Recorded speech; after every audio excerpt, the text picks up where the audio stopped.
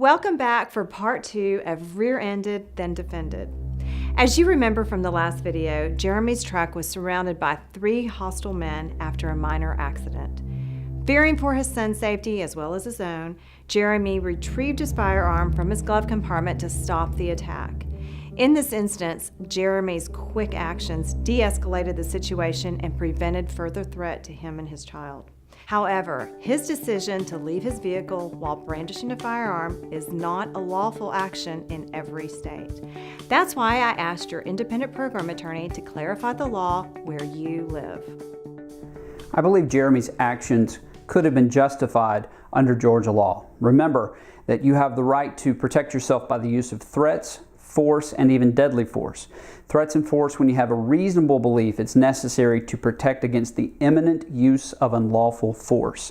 In this scenario with 3 men surrounding his car, very easy for Jeremy to have determined that his life or the life of his infant might have been in jeopardy. But when the back window was smashed, ostensibly with some type of weapon, that escalates from the point where he had some reasonable belief that force may be used against him to actual force having been used against something that he controls. In that scenario, we could consider that aggravated assault. Assault with the intent to murder, rape, or to rob, or assault with a deadly weapon. In either scenario, Jeremy would have been justified in the use of deadly force to protect himself and his infant son.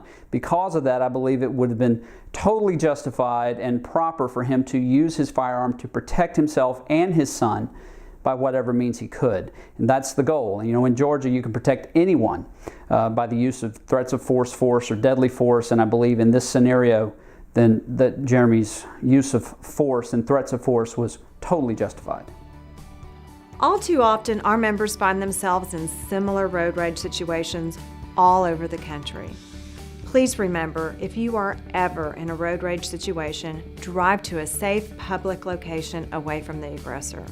However, if you are forced to display or use your firearm, call 911 first, then call your attorney-answered emergency hotline located on the back of your member card.